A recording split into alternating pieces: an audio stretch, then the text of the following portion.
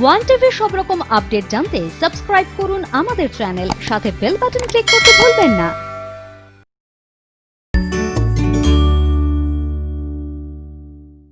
নমস্কার, শুভ সন্ধ্যা। শুরু করছি কথা ও কবিতা। কবিতার হাত ধরে, কবিতার সাঁকো বেয়ে আমাদের দীর্ঘ পথ চলা। আর এই পথ চলতে চলতে আমাদের স্টুডিওতে বিভিন্ন সময় বিভিন্ন মানুষকে আমরা পাই, যাদের কথা শুনি, কবিতা শুনি, এবং কবিতার সঙ্গে জীবনের যে সম্পর্ক গাঁথা বিভিন্ন আঙ্গিকে তা আমাদের কাছে ধরা পড়ে। আজকে আমার সাথে রয়েছে পারমিতা দাশগুপ্ত। পারমিতা, তোমাকে স্বাগত জানাই আমাদের অনুষ্ঠানে। নমস্কার। কেমন লাগছে কথা ও কবিতায় এসে? ভীষণ ভালো লাগছে। আসলে কি, কবিতা নিয়ে যেহেতু অনুষ্ঠান, কবিতা নিয়ে, কবিতাকে ভালোবেসে পথ চলতে ভালোবাসি, সেই জন্য এই অনুষ্ঠানে এসে আমার ভীষণ ভালো লাগছে। কবিতা শুনবো, কথাও চলবে, কবিতাকে ঘিরে কথা, জীবনের কথা সবই চলবে। শুরুটা কবিতা দিয়ে করি, একটা কবিতা শুনি প্রথমে, তারপরে আমরা আলোচনা তো করবোই, শুনবো তোমার কথা। একদম। প্রথমে যাকে দিয়ে শুরু করব তিনি হলেন কবিগুরু রবীন্দ্রনাথ ঠাকুর। সানাই কাব্যগ্রন্থের কবিতা স্বল্প। জানি আমি ছোট আমার ঠাঁই, তাহার বেশি কিছুই চাহি নাই। দিও আমায় সবার চেয়ে অল্প তোমার দান, নিজের হাতে দাও তুলে তো রইবে অফুরান। আমি তো নই কাঙাল পরদেশী, পথে পথে খোঁজ করে যে, যা পায় তারও বেশি। সকলটুকুই চায় সে পেতে হাতে, পুড়িয়ে নিতে পারে না সে আপন দানের সাথে। তুমি শুনে বললে আমায় হেসে, বললে ভালোবেসে, আশ মিটিবে এইটুকুতেই তবে? আমি বলি, তার বেশি কি হবে? যে দানে ভার থাকে, বস্তু দিয়ে পথ সে কেবল আটক করে রাখে। যে দান কেবল বাহুর পরস্তব, তারে আমি বিনার মতো বক্ষে তুলে লব। সুরে সুরে উঠবে বেজে, যেটুকু সে তাহার চেয়ে অনেক বেশি সেজে। লোভীর মতো তোমার দ্বারে যাহার আসা যাওয়া, তাহার চাওয়া পাওয়া তোমায় নিত্য খর্ব করে আনে আপন ক্ষুধার পানে। ভালোবাসার বর্বরতা মলিন করে তোমারই সম্মান, পৃথুল তার বিপুল পরিমাণ। তাই তো বলি প্রিয়ে, হাসি মুখে বিদায় করো স্বল্প কিছু দিয়ে। সন্ধ্যা যেমন সন্ধ্যা তারা তীরে আনিয়া দেয় ধীরে, সূর্য ডোবার শেষ সোপানের ভিতে সলজ্জতার গোপন থালিটিতে। খুব সুন্দর। আর রবীন্দ্রনাথের দর্শন, এই যে অল্পে খুশি থাকা, জীবনের জন্য এটা যে কত দরকার। একদম। এই যে কবিতাকে ভালোবাসা, এটা কি ছোটবেলা থেকেই তোমার? আসলে কি, আমাদের মতো মধ্যবিত্ত পরিবারে যেটা হয় সেটা হচ্ছে, প্রথমে আমি ছোটবেলা থেকে গান শিখতাম। পাড়ার একজন শিক্ষকের কাছে গান শিখেছি। তারপরে যখন 6-এ বা 7-এ পড়ি, তখন আমাদের পাড়াতে একটা কম্পিটিশন হয়। সেই কম্পিটিশনে মা একদম জোর করেই নামটা লিখিয়ে দিয়েছিল। যাই হোক, আমার কবিতা ছিল সেখানে ধুলা মন্দির, মানে স্পষ্ট মনে আছে। তা সেটা প্রথম ব্যাপার হচ্ছে, প্রথমে কবিতাটা মুখস্থ করে ফেলা। তো মুখস্থ তো অসুবিধে হয়নি কোনো। তারপরে বাবা ওটা তৈরি করে দিয়েছিলেন, এবং সেখানে গিয়ে বেশ পাড়ার যত গুরুজনেরা আছেন সবাই একটু উৎসাহ দিলেন এবং প্রাইজও পেলাম। ঠিক আছে, তখন হলো, কিন্তু গানটাই শিখছিলাম। তারপরে অনেকটাই পরে সুমন্ত্রদার কাছে যাই। সুমন্ত্রদার কাছে শিখেছি। শিখতে শিখতে আসলে আমি বেশি দিন শিখতে পারিনি। আমার আসলে 20 বছর বয়সে বিয়ে হয়ে যায়। আমি কিন্তু বিয়ের পরে আমি কিছুই করতে পারিনি, একটা মানে সবটাই একটা আমার বন্ধ gap হয়ে গেছে। গেছিল। যেহেতু আমার মানে পরিবারে আরো সব ছিলেন আর কি, শ্বশুরমশাই শাশুড়ি, ভেতরের ভালোবাসাটা ছিল, আবার তুমি ভিতরের শুরু করেছো ভালোবাসাটা ছিল। এবং এভাবে এগিয়ে যায়। এবং সুমন্ত্রদার কাছে শেখা তো এই যে স্মৃতি থেকে কবিতা বলা বা আরো যে সমস্ত এগুলো ভীষণভাবে পরিসরে ভীষণভাবে শিখেছি আমি তখন। নিজে ভীষণ উপকৃত, যেহেতু উনি আমারও গুরু। কখন মনে হলো যে কবিতাটাকে নিয়েই চলবো, এটা নিয়েই এগিয়ে যাব? মানে কোনো একটা সময়, সেটা হচ্ছে আমাদের পাড়া থেকেই মানে অনুষ্ঠানের একটা আয়োজন করা হয়েছিল। সেখানে নাচের অনুষ্ঠান ছিল, গানের অনুষ্ঠান ছিল এবং আবৃত্তির অনুষ্ঠানও ছিল। সেখানে পার্থ ঘোষ, গৌরী ঘোষ ছিলেন।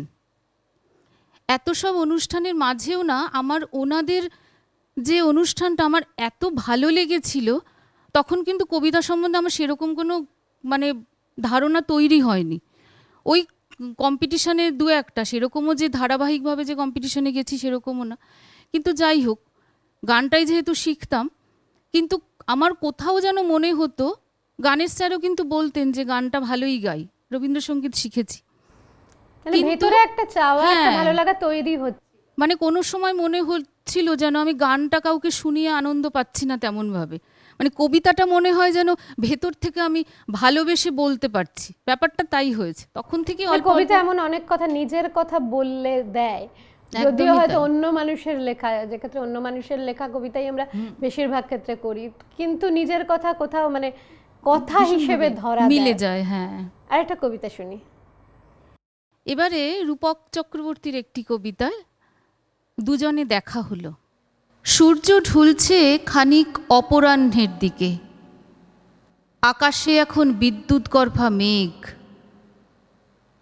প্রশস্ত ঘরটির এক প্রান্তে বসে আছে অনিন্দকান্তি যুবক, তার দুপাশে এসরাজ, খঞ্জনি, পাখোয়াজ বাদক। তিনি এসেছেন কয়েকজন যুবাকে গান শেখাতে। খুব বেশি লোক শোনেনি এই গান, তবু যুবাদের মধ্যে যে সবচেয়ে দীপ্যমান, হীরের মতো ঝকঝক করছে চোখ, সে আচমকাই গেয়ে ওঠে, তোমারেই করিয়াছি জীবনেরও ধ্রুব তারা। কয়েকদিন পূর্বে রচিত এই গান কেমন করে জানল এই যুবা? বিস্মিত হন স্রষ্টা। এমন সুন্দর দানাদার গলা, এমন নিখুঁত সুর জ্ঞান রবীন্দ্র বিশেষ শোনেননি। তার চেয়ে বয়সে ছোট এই যুবকটির বাড়ি সিমলে পাড়ায়, নাম নরেন দত্ত। গান শুনতে শুনতে রবীন্দ্র অন্যমনস্ক হয়ে পড়েন। এটি লেখা কাদম্বরী বৌঠানকে নিয়ে। আকাশে এখন বাদল মেঘ, জানলা দিয়ে আসছে ঠান্ডা ঠান্ডা হাওয়া। প্রকৃতি এখন শ্যামল কান্তি। নরেন গাইছেন এক আকুতি নিয়ে, যেন সে ঈশ্বর অভিলাষী। আর রবীন্দ্র ডুবে যাচ্ছেন স্মৃতিতে। তার মনে পড়ে যাচ্ছে এক রক্তমাংসের মানবীর কথা, অনেকগুলো গোপন দুপুরের কথা। নরেন ভাবছেন ঈশ্বরের উদ্দেশ্যে রচিত পরের পদগুলো। দুজনে ভাবছেন সম্পূর্ণ ভিন্ন দিকে। এ প্রেম ভাবছে, ও ভক্তি। এ বিরহ ভাবছে, ও নিবেদন। দুজনের আর কোনো দিন দেখা হবে না, হবে না বাক্যালাপও। শুধু দুই বিশাল পাহাড়ের মধ্যে নাম না জানা কোনো এক রূপলি জলধারার মতো রয়ে গেল একটা সুর, একটা মূর্ছনা। শুনতে শুনতে ভীষণ যেটা মনে হচ্ছিল যে কবিতা তো জীবনের কথা অবশ্যই বলে, এটা একটা ইতিহাসের দিকে আলো, অনেক কিছুই দেয় এভাবে কবিতা। আমরা পারমিতার সাথে কবিতায় থাকবো, কথায় থাকবো সামনের আরও কিছুটা সময়। তবে এই মুহূর্তে একটা বিরতি নিয়ে নেব। তার আগে আপনারা যারা কথা ও কবিতার সাথে যোগাযোগ করতে চান, তাদের জন্য আমাদের দূরভাষ সংখ্যাটি আরেকবার বলছি, 9433531731। নিয়ে নেব ছোট্ট একটা বিরতি, ফিরে আসছি বিরতির পর।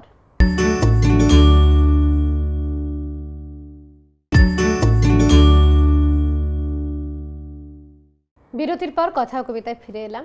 পারমিতার সাথে কথায় ছিলাম, গল্পে ছিলাম, এই যে জীবন বা বারবার ঘুরে ফিরে যে আসছে, যে কবিতার সাথে নিজের ওতপ্রোতভাবে জড়িয়ে থাকা, তো প্রথাগত প্রশিক্ষণেরও দরকার হয়। তুমি কথায় কথায় বললে যে একটা সময় বিচ্ছিন্ন হয়ে গেছিলে, আবার কবিতায় ফিরে এলে, এই যে শেখার ব্যাপারটা, এটা একটু জানাও যদি।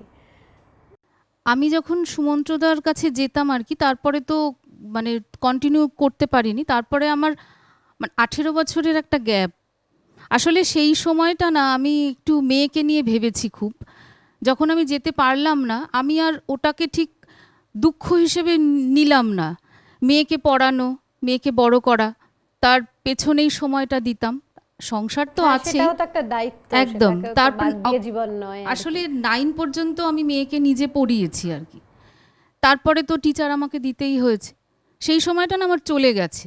12 পর্যন্ত হয়তো 11-12 মেয়ে যেহেতু বিজ্ঞান নিয়ে পড়েছে, আমি সেরকমভাবে করতে পারিনি, কিন্তু মেন্টাল সাপোর্টটা তো দিতে পেরেছি। ওই সময়টা আমার চলে গেছে। তারপরে মেয়ে যখন বিটেকে ভর্তি হলো, আমার তখন কোথাও মনে হলো আমি তো একদম একা হয়ে গেলাম, আমি তো আর মেয়েকে সাপোর্ট করতে পারছি না। তখন আমার কোনো একদিন মনে হলো আমার তো একটা জিনিস আছে, কবিতা। কিন্তু আমার কিন্তু তখন কিন্তু কবিতার জগৎ সম্বন্ধে, এই যে এতটা এগিয়ে গেছি আমরা সবাই, যে এগিয়ে গেছে, এত চর্চা হচ্ছে, সেসব সম্বন্ধে কিন্তু আমার এতটা ধারণা ছিল না। আমি ভাবলাম ঠিক আছে, একটু শিখি, চর্চাটা তো শুরু করি। আমার 2016 থেকে আবার শুরু করেছি। এবং এখন যেটা চিন্তা করি সেটা হচ্ছে, আমি যতদিন আর কি আমার শ্বাস থাকবে, আমি কবিতাটা নিয়ে অন্তত মানে বেঁচে থাকার চিন্তা করব। আমি আবার খোঁজ পেলাম যে শ্রীমতী রত্না মিত্র, উনি একদম আমার বাড়ির কাছেই থাকেন। আমি ভাবলাম যে এটা তো আমার আরও সুবিধে হয়ে গেল, এবং হঠাৎ করে সুযোগটাও পেয়ে গেলাম। যাই হোক, এখন দিদির কাছেই, দিদির আশ্রয়েই আছি, দিদির কাছেই যাতায়াত করছি। রত্নাদিও আমাদের কথা কবিতা এসেছেন, এবং আমারও একটা শেখার অনেকটা জায়গা জুড়ে রত্নাদি আছেন। তো এই নামগুলো সত্যি কথা প্রসঙ্গে আসছে, ভালো লাগছে। একদমই তাই। তো আর একটা কবিতায় যাই আমরা। এবারে কেতকী কুশারী ডাইসনের তোমার সঙ্গে। তোমার সঙ্গে সুখসারির খাঁচা কিনতে যাব, এমন কোনো কথা দিয়েছিলাম কিনা এখন আর তা মনে করতে পারছি না, কিন্তু মনে পড়ছে তোমার সঙ্গে আমার পার্ক সার্কাসের মোড়ে দেখা করার কথা ছিল। আমি 1.5 ঘন্টা অপেক্ষা করেছিলাম, আসনি তুমি। সকালের বারান্দায় পা ছড়িয়ে বসে তুমি বলেছিলে তোমার সঙ্গে দক্ষিণ দুয়ারে ঘরে বসে একটা গোটা দুপুর কবিতা পড়ব। তারপর কত ঘুঘু ডাকা দক্ষিণ দুয়ারি দুপুর গেছে, কত ছাদের আলসেতে কত কাঁচা শাড়ি শুকিয়ে কাঠ হয়েছে, কিন্তু আমার সঙ্গে কবিতা পড়ার সময় আর তোমার হয়নি। সিগারেট ধরাতে ধরাতে বেগুনি সন্ধ্যায় তুমি বলেছিলে তোমার সঙ্গে সাঁওতাল পরগনায় যাব, সেখানে খাটিয়া আর মহুয়ার মদ পাওয়া যায়।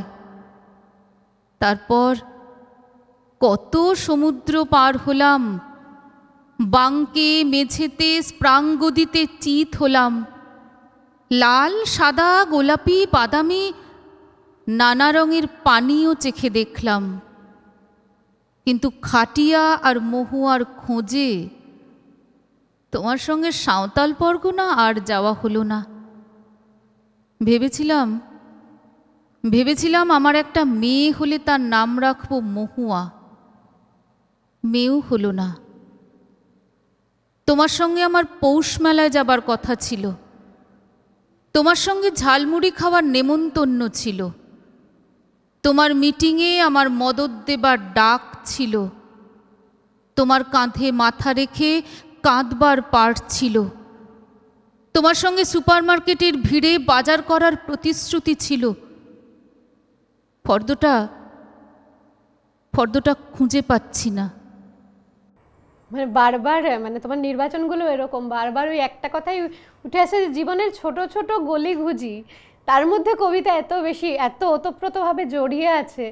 হ্যাঁ, মানে যারা ভাবি তারা ছাড়াও কোথাও যেন এই পংক্তিগুলো ছাড়া জীবন হয়ই না, মানে একদমই তাই। এর চেয়ে শক্তিশালী বোধহয় কিছু হয় না। মানে কবিতার এই যে নিজস্ব বক্তব্য, যেটা জীবনের মধ্যে একদম তীরের মতো এসে প্রবেশ করে, এর চেয়ে শক্তিশালী বোধহয় কিছু হয় না।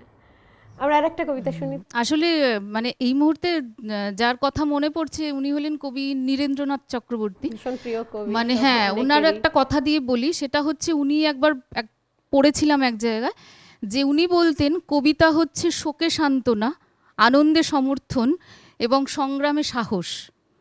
মানে এই কথাগুলো যে সত্যি কথা। ভীষণভাবে সত্যি মিলে যায়, কবিতা পড়তে পড়তে সেগুলো বুঝতে পারি আর কি। এবং দুঃসময় সত্যি আমার মনে হয় যে কবিতা না, আমি যদি মানে ধরো মানে পড়ার মতো করে পড়ছি না, কিন্তু কবিতার বইটা আমার সামনে আছে, আমার তখন মনে মন হয় না আমি খারাপের একটা বন্ধু একদম ভীষণ। মানে আমার খুব মনের আর কি মানসিক শুশ্রূষার কাজ করে, এটা আমার ভীষণভাবে মনে হয়। এবারে যে কবিতাটা বলবো নীরেন্দ্রনাথ চক্রবর্তীর, মেলার মাঠে। হাতখানা যার শক্ত করে আঁকড়ে ধরে রেখেছিলাম, হঠাৎ কখন ছিটকে গিয়ে এই মাঠে সে হারিয়ে গেছে। এখন তাকে খুঁজবো কোথায়? কোত্থেকে যে কোনখানে যায় নিরুদ্দিষ্ট লোকজনেরা ভিড়ের মধ্যে ভাসতে ভাসতে।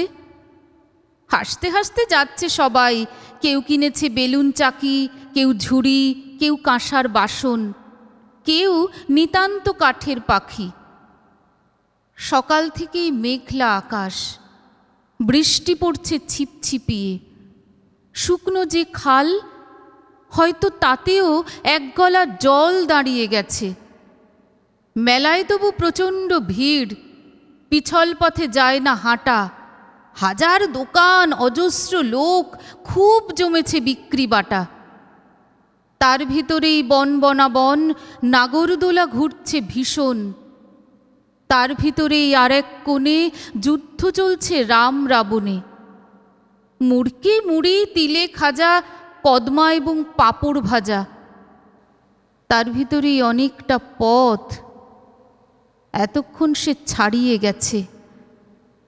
অথচ খুব শক্ত করে হাতখানা তার ধরেছিলাম, তবুও সেই মেলার মাঠে হঠাৎ কখন হারিয়ে গেছে। এই যে মেলার যে ছবিটা কবিতার মধ্যে, এটা অনেক আগের লেখা তো। মানে এখন আমরা যে মেলাগুলো দেখি বা শহরাঞ্চল গ্রামাঞ্চলের মেলা, সেই ছবিটা কোথাও পাল্টে গেছে, কিন্তু ওই যে মজাটা মেলার যে আকর্ষণ, ছোটদের বড়দের আলাদা আলাদা হবে, সেইটা ভীষণ কবিতার মধ্যে এখনো রয়ে গেছে।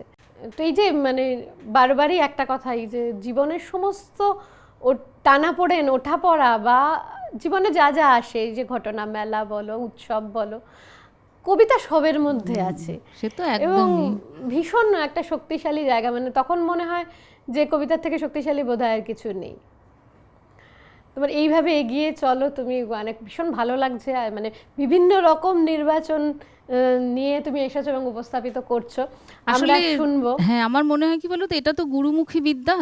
এবারে যে গুরুদের আমি মানে সিলেক্ট করেছি আর কি, আমার মনে হয় তাদের থেকে মানে এই ভালো কিছু কিছু যদি ভালো হয় সেটুকু হয়তো মানে নিতে পারছি, হয়তো কিছুটা পেরেছি। যাদের হ্যাঁ, হাত ধরে আলো দেখি তাদের তো একটা ভূমিকা থাকে। আমরা গল্প করব, কবিতা নিয়ে গল্প করবো এবং অবশ্যই কবিতা শুনবো পারমিতার সাথে। এই মুহূর্তে নিয়ে নেব ছোট্ট একটা বিরতি। তার আগে ফোন নম্বরটা 9433531731-এ কথা ও কবিতার জন্য আপনারা অবশ্যই যোগাযোগ করতে পারেন। ফিরে আসছি বিরতির পর।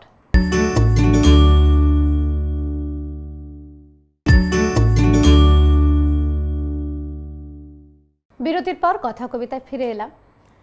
আমরা কথা বলছি আজকে পারমিতার সাথে, কবিতাও শুনছি।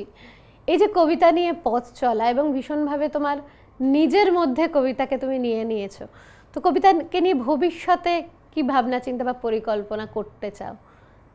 ভবিষ্যৎ পরিকল্পনা বলতে আমি কবিতাটা মানে ভালোবেসে বলতে চাই, মানে ও মানে আরেকটু অন্য আরেকটু ব্যাপক পরিসরে আর কি, লোকের মাঝখানে আর কি, লোকের মনের ভেতরে আর কি ঢুকে যেতে চাই। যে ভালোবাসা, যারা ভালোবাসে কবিতা, তারাও যেন আমার কবিতাটাকে একটু ভালোবেসে গ্রহণ করে।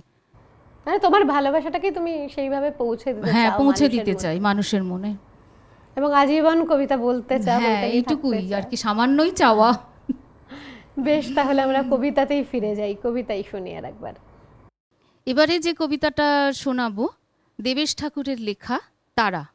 তোমাকে আমি অভিশাপ দিচ্ছি রামচন্দ্র, অভিশাপ দিচ্ছি সমগ্র অনার্য জাতির পক্ষে, সমগ্র অনার্য রমণীর প্রতিনিধি হিসেবে। তুমি আর্যাবর্তের অধিপতি, ব্রাহ্মণ্যবাদের শিখর, বেদ বিধির অনিবার্য প্রবক্তা স্বরূপ। বনবাসের জন্য তোমার বিস্তীর্ণ আর্যাবর্তে সামান্য অরণ্যও কি ছিল না? কুটির বাঁধার জন্য গুল্মলতা শোভিত পরিক্ষেত্র ছিল না? মৃগশোভিত নিবিড় বনভূমি কি ছিল না? কেন কেন বেছে নিলে আমাদের মনোভূমিটি? তোমার পতিব্রতা স্ত্রী সর্বদা তোমার অনুগামিনী। ধন্য তার মহত্ব, ধন্য তার পাতিব্রত্য, ধন্য তোমার ভ্রাতৃপ্রেম, ধন্য ভ্রাতা লক্ষণ। তবু তোমাকে আমি ধিক্কার জানাই রাম রঘুমণি। তুমি তারকা নিধন করেছ, তার অপরাধ ছিল। তুমি স্বর্ণ মৃগবেশী মারিচকে মেরেছ, সেও রাবণের অনুচর। তুমি শূর্পণখার নিগ্রহ ঘটিয়েছ, তার দাবিও কিছু বেশি হয়ে গিয়েছিল। কিন্তু আমার স্বামী, একবার বুকে হাত দিয়ে বলো, কি তার অপরাধ? তিনি তোমার আর্যাবর্তে পদার্পণও করেননি। কোনো আর্যকে হত্যা করা দূরে থাক, কেশাকর্ষণও করেননি। বনের ফলমূল, গুল্মের নিবাস আর নদীর জলধারা, এই নিয়েই তার সুখ আর সংসার। পুত্র অঙ্গদ আর স্ত্রী তারা হয়তো তোমার আর্য স্ত্রীর মতো বৈভবশালিনী নয়। ভ্রাতা সুগ্রীবের সাথে তার দ্বন্দ্ব ছিল নিতান্ত পারিবারিক, একান্ত সামাজিক কিংবা ব্যক্তিগত। শুধুমাত্র সুগ্রীবকে খুশি করতে, তার বন্ধুত্ব পেতে তুমি হত্যা করলে বালিকে। তুমি তোমার অপহৃতা স্ত্রীকে ফেরত পেতে আরেক রমণীকে উপহার দিলে বৈধব্য। দূর থেকে অঙ্গদকে বিযুক্ত করলে পিতৃস্নেহ থেকে। কি অপরাধ বালির, তারার, অঙ্গদের? নীরব কেন আর্যাবর্তের শ্রেষ্ঠ পুরুষ? আমি কিন্তু পিতৃহীন অঙ্গদের মতো তোমায় ক্ষমা করব না রঘুমণি। যে স্ত্রীর উদ্ধারের জন্য তুমি আমাকে দিয়েছ বৈধব্য, সেই স্ত্রীকে তুমি পেয়েও পাবে না কোনো দিন। তুমি অঙ্গদকে কৈশোরে করেছ পিতৃহীন। তুমিও সংঘাতে লিপ্ত হবে তোমার আপন ঔরসজাত সন্তানের সঙ্গে। সন্তান সুখ থেকে বঞ্চিত হবে। পত্নী থেকেও পত্নীহীন, সন্তান থেকেও সন্তানহীন হয়ে দাউ দাউ করে জ্বলবে তোমার বুকে বালির অন্তিম চিতা। খুব সুন্দর, এবং প্রথম থেকে যে পরপর তোমার কবিতার চয়ন আলাদা আলাদা বিষয়বস্তুর ওপর, এটাও একটা ভীষণ ভালো লাগা আর কি। তো এইভাবেই এগিয়ে যাও। আমাদের সময় অনেকটা শেষের দিকে, তো শেষ মুহূর্তে ছোট করে একটা কিছু শুনি। আসলে যেহেতু আমার প্রথম থেকেই মাই আমার অনুপ্রেরণা, সেহেতু মাকে নিয়ে লেখা কবিতাটা রূপক চট্টরাজের। কবিতাটির নামই হচ্ছে মা। মা তুমি আমার প্রথম গলার স্বর, মা তুমি আমার ভুবন চরাচর, মা তুমি আমার রামধনু রং খেলা, মা তুমি আমার পাখি ডাকা ভোরবেলা, মা তুমি আমার হৃদয় হরণ হাসি, মা তুমি আমার রঙিন স্বপ্ন রাশি, মা তুমি আমার অকৃপণ ভালোবাসা, মা তুমি আমার সারা জীবনের আশা, মা তুমি আমার শিশিরের টুপটুপ, মা তুমি আমার রূপকথা অপরূপ। বাহ, খুব সুন্দর। এবং এই কবিতা আর তোমার জীবনের বা কবিতা জীবনের কথা, এর রেশটা এত সুন্দর রয়ে গেছে। সময় আমাদের শেষের মুখে, তো এই রেশটাকে ধরে যদি আরেকটা ছোট কিছু শোনাও আমাদের। রামচন্দ্র পালের লেখা, আমাদের সবার মনের ঠাকুর, প্রাণের ঠাকুর রবীন্দ্রনাথকে নিয়ে লেখা সেই ছবিটা।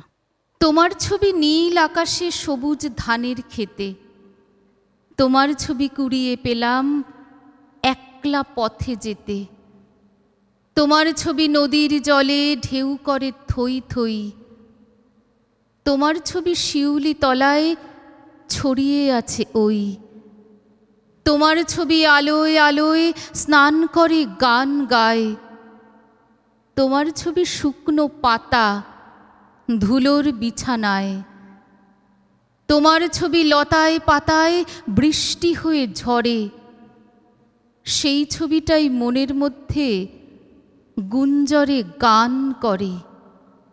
এই যে আলো, এত যে রং, এত রকম সুর, সব কিছুরই মধ্যে তুমি রবীন্দ্র ঠাকুর।